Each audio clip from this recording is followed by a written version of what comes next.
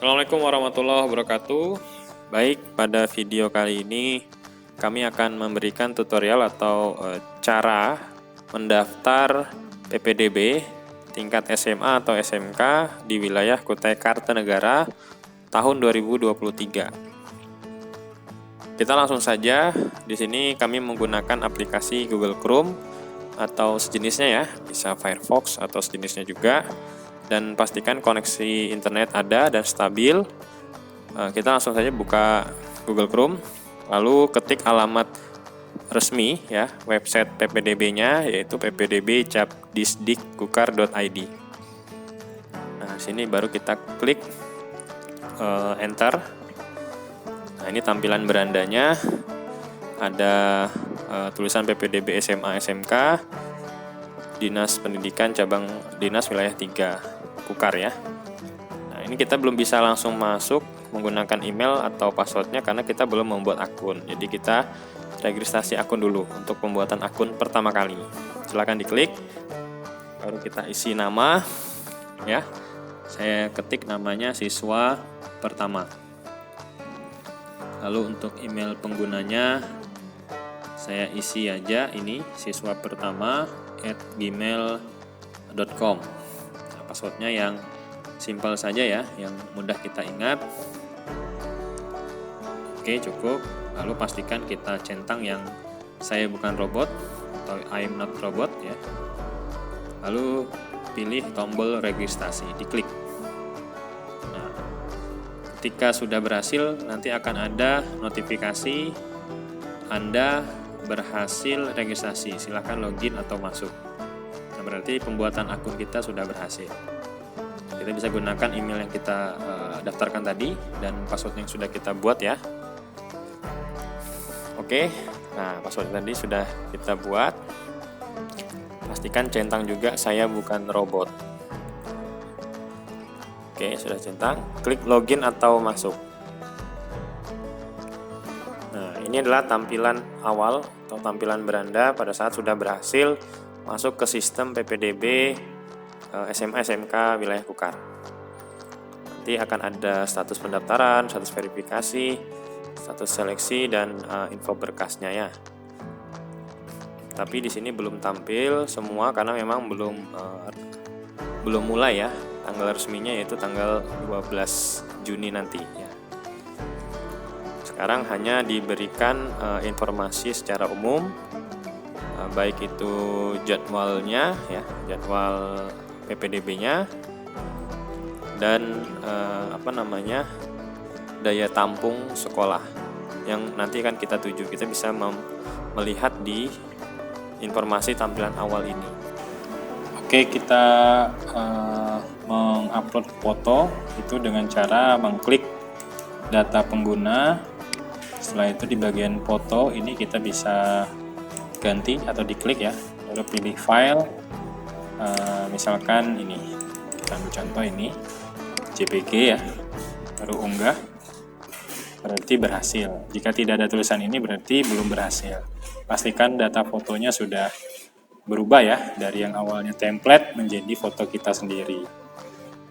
Disesuaikan dengan ketentuan masing-masing sekolah yang dituju. Baik, kita langsung saja di sini kita klik data pendaftar, lalu kita isi data diri pendaftar. Nah, di sini kita harus mengisi data pribadi. Pastikan data pribadi kita ini terisi sesuai dengan dokumen yang kita punya ya. Nah, mulai dari NISN kita isi. NISN ini biasanya ada di rapor atau ada di ijazah. Bagi yang belum ada mungkin bisa menggunakan surat keterangan lulus atau ada juga di surat keterangan aktif siswa ya. Nah, ini saya isi anggapannya itu nama siswanya tadi, siswa pertama, tempat lahirnya Muarakaman misalkan ya. Terus tanggal lahirnya 5 Mei 2008 ya. 2008 saja ya. Baik, nama ayah atau nama ibu ini pastikan juga sesuai dengan ijazah. Saya ambil contoh ayah pertama gitu ya. SMP-nya SMP apa, misalkan SMP pertama Kukar. Ini misalkan saja ya, jalannya misalkan jalan pertama ya, kalau bisa lengkap dengan kelurahannya ya, anggap saja ini kelurahan pertama dan seterusnya ya. Oke, nomor HP siswa atau orang tua di sini kami mohon untuk bisa mengisi nomor HP yang aktif agar sewaktu-waktu ketika panitia dari sekolah yang dituju ini perlu berkomunikasi dengan kalian, itu bisa mudah ya. Oke, pastikan ini data diri ini sudah sesuai dengan dokumen kita, mulai dari NSN ya, ini penting sekali, nama siswa, tempat lahir ya, dan tanggal lahir serta nama orang tua ini pastikan sesuai dengan ijazah SD kita, atau mungkin surat keterangan lulus di SMP ya, kalau belum ada ijazah SMP ya, itu harus sesuai. Oke, kalau sudah sesuai klik simpan ya. Nah, tapi ingat pastikan NISN-nya sesuai. Oke. Silahkan diklik simpan. Nah, berarti data diri kita sudah berhasil tersimpan. Jika ada kesalahan atau mungkin ada perbaikan, bisa diklik tombol ini isi atau ubah data ya untuk perbaikan. Tapi jika sudah sesuai, kita bisa langsung ke langkah selanjutnya, yaitu pengisian data alamat.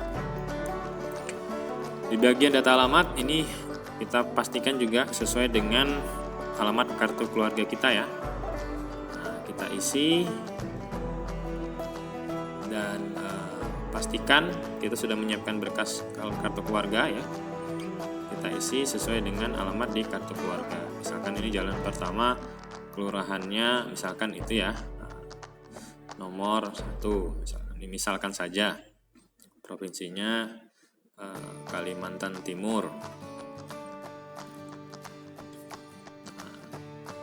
Kabupatennya Kutai Kartanegara. Oke. Kecamatannya saya isi di mana ya? Tenggarong saja ya. Oke, Tenggarong saja. Oke, kelurahannya saya isi mungkin yang paling pertama ya, kelurahan baru ya. Ketika ini seharusnya kelurahan baru, tapi nggak masalah, ini kan contoh saja ya. Oke, kita isi kelurahan yang tersedia ya, yaitu kelurahan baru. Ini pastikan sesuai dengan KK ya. RT-nya pastikan kita pilih dulu, misalkan kita tidak muncul nih RT-nya, nah pilih dulu kelurahan yang lain, baru pilih kelurahan. Tadi saya mau pilih kelurahan baru, nah sudah muncul ya. Oke, ini dah RT yang tersedia di kelurahan baru. Harusnya alamatnya saya isi, tapi ini contoh saja. Langsung saya isi, klik simpan, berarti data sudah berhasil. Nah, itu akan bisa kita lanjut ke langkah berikutnya. Oke ya. Selanjutnya yaitu pengisian nilai. Nilai ini kita sesuaikan dengan dokumen raport kita. Kita bisa klik di sini, isi ya. Nilai IPA semester 1, nilai IPS semester 1, nilai bahasa Inggris semester 1, nilai matematika semester 1, nilai IPS semester 2, nilai IPS semester 2, nilai bahasa semester 2, nilai bahasa Inggris semester 2, dan seterusnya. Ini pastikan sesuai dengan nilai di raport kita ya.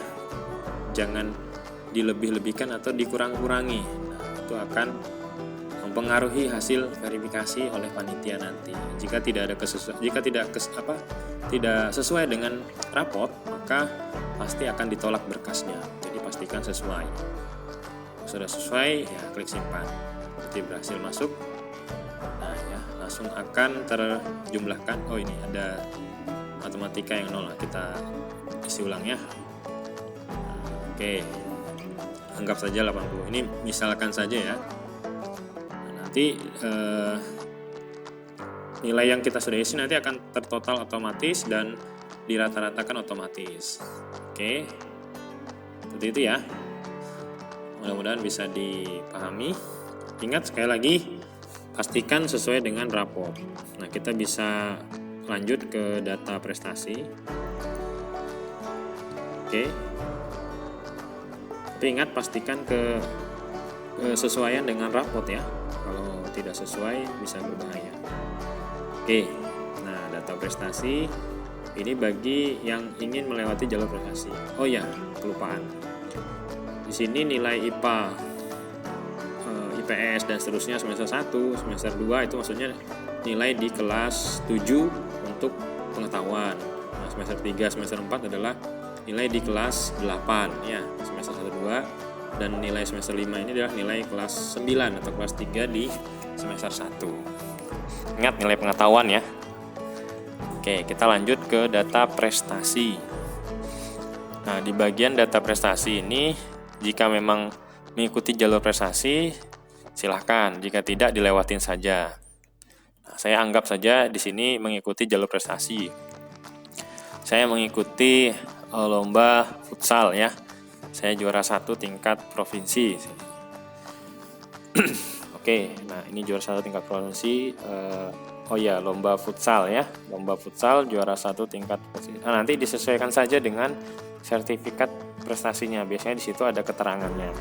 Jadi kita mengikuti keterangan di sertifikatnya. Dan sertifikat prestasi ini yang diterima adalah yang sesuai juknis ya. Nah, ini berhasil, tinggal kita mengunggah bukti sertifikatnya. Klik unggah dokumen untuk mengupload sertifikat prestasinya. Oke, kita pilih file. Setelah itu kita ketik. Oh ya, di sini kita tampilkan saya mau mengupload file PDF ya. Jadi kita klik semua jenis file, baru saya ambil gitu. Anggap aja contohnya itu ya. Aslinya nggak boleh, itu kan nggak sesuai. Nah, kalau sertifikat prestasi ya harus disesuaikan. Ini contoh saja. Kalau tahun lalu kan tidak bisa PDF. Kalau tahun ini bisa PDF, bisa gambar dan lain-lain. Tidak dibatasi ya. Untuk melihat tampilan yang sudah berhasil di-upload, nah klik preview tadi. Nanti akan tampil seperti ini. Kita akan bisa memastikan dokumennya sudah sesuai atau tidak. Nah, ini kan contoh ya, ini contoh saja. Oke, kita kembali ke sertifikat. Oke, untuk nilai prestasinya itu kenapa 0? Karena itu memang belum diverifikasi oleh operator sekolah yang dituju. Nanti itu akan ada nilainya ketika sudah diterima dan sesuai dengan juknis. Ingat, sertifikatnya harus sesuai juknis. Pastikan sesuai juknisnya. Jadi dimohon untuk membaca juknis. Jadi tidak ada kolom nilai ya. Kolom nilai ini nanti khusus untuk panitia yang memverifikasi. Kalau sudah aman, kita lanjut ke data kelengkapan atau unggah kelengkapan. Di sini ada tombol unggah berkas. Pilih file ya. Nah, ini ada syarat wajib, KK, akte, SKL atau ijazah, atau mungkin surat keterangan bagi yang lulusan tahun ini yang belum ada SKL, raport semester 1 sampai 5, lalu KIP dan seterusnya ya. Itu yang di bawahnya itu sesuaikan jalurnya. Untuk KIP, KKS, PHH itu khusus untuk jalur afirmasi ya. Sedangkan ini KIP ya, ini sesuai jalurnya yaitu jalur afirmasi. Pilih salah satu ya.